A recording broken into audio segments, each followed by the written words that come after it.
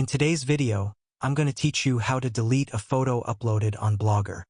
If you've ever added an image to your blog and later decided to remove it, this guide will walk you through the process in a clear and simple way so you can manage your content more effectively. To begin, sign in to your Blogger account and access your dashboard.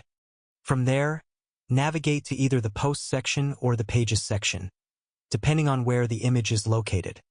Once you find the correct area, open the post or page that contains the photo you want to remove. This will take you to the editing interface where all your content is displayed. Inside the editor, scroll through your content until you locate the image.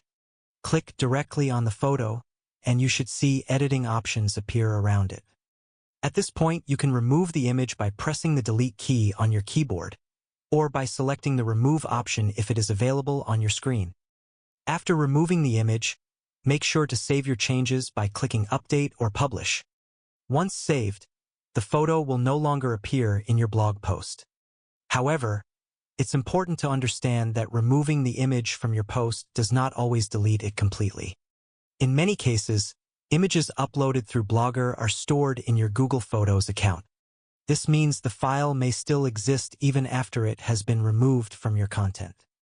If you want to permanently delete the image, open Google Photos in a new tab and log in using the same account connected to your Blogger profile. After signing in, locate the image you previously uploaded. It may be grouped inside a Blogger-related album, or you may need to scroll through your library to find it. Once you've found the image, click on it, select the trash icon, and confirm the deletion.